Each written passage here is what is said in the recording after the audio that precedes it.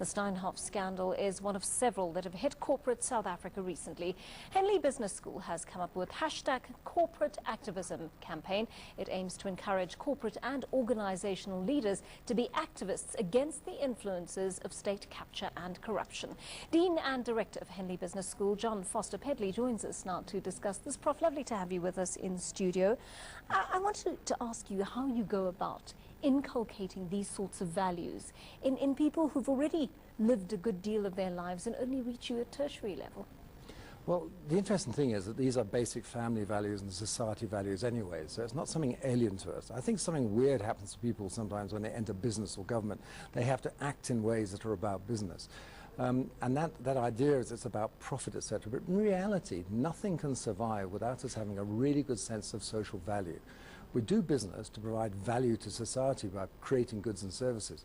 And the more we corrupt and distort that, the more society suffers. The less possibility there is of poor people rising, getting education, and all of us together building a brilliant country. So the idea of corporate activism is actually to wake people up to the idea that no corruption can happen really on an industrial scale without the tacit or active collusion of business. And we're seeing now what happens when you're asleep, when good people are in good companies and they don't notice what's happening around them. So the first precept of corporate activism is that we need to wake up. And it's not about learning ethics, it's more about learning escalating assertiveness. So we actually learn to speak up and challenge. So you're saying the problem is not that we are a nation without ethics, either in the private or public sector, that we're simply too afraid of our leaders or our superiors to be able to stand up to things we morally disagree with? I think we're a nation with phenomenal ethics across the board. I think we've got a variety of diverse populations who are extremely ethical. I think what happens is we think business is somehow not about ethics, and it is. And so we start to be afraid to challenge, or we think it's okay, or people know better than us. I used to be a commercial pilot, and as an airline pilot, it's safe to challenge authority. In fact, we have an acronym which is PACE. In dangerous situations, first you have to probe what's going on here, and then you have to alert somebody to, I think this is a dangerous situation. And then if nothing happens, you have to challenge your captain or the authority, and you have to say, this is dangerous. I'm warning you of an impending disaster. And if nothing happens then, you have to say, this is an emergency. You have to say, stop this. And if necessary, you take control of that aircraft. And that happened in aviation to make life safer.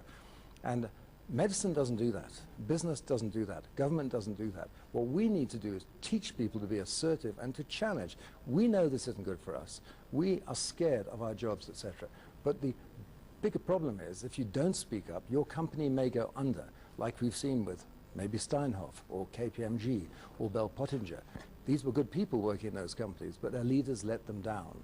So we have to stand up and be assertive and stand up for what we say is a better society, better corporate governance, and actually to build better businesses. I want to ask you about the power relations inherent in these companies, though. Isn't the structure of these institutions such that the hierarchy prevents you from being able to confront a manager and take over if needs be? Well, the interesting thing is that in entrepreneurial environments, you haven't got so much hierarchy. It's only when you've developed something and you're building it on an industrial scale that you start to get these very tight hierarchies where we're in awe of the lawyers and the accountants and the chief executives. You need a flatter environment for information to flow in innovation. So we've got dinosaurs that not necessarily adding value to our economy. Some of these dinosaurs need to reinvent themselves, and I know a couple of fantastic companies that are doing that, and others are not doing that.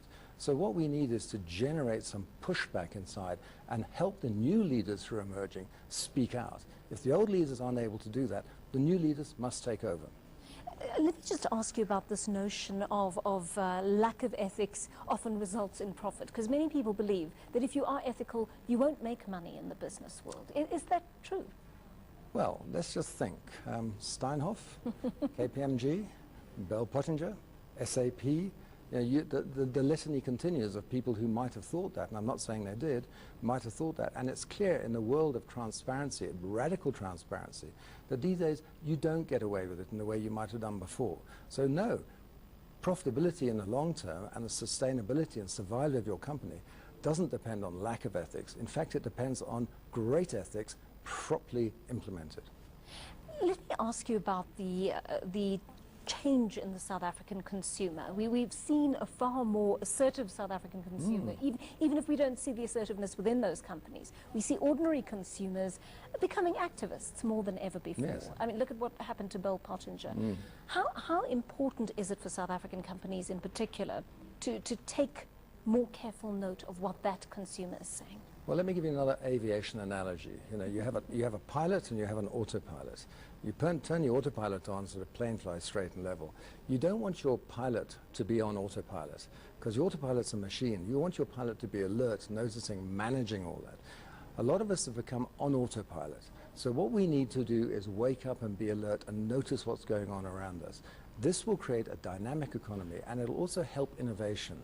It'll also help those leaders who are emerging, who've got ideas, who want to try those ideas out and maybe fail in the short term, but pick themselves up. So we need a consciousness here of activism, of getting things done, driving things through, and experimenting.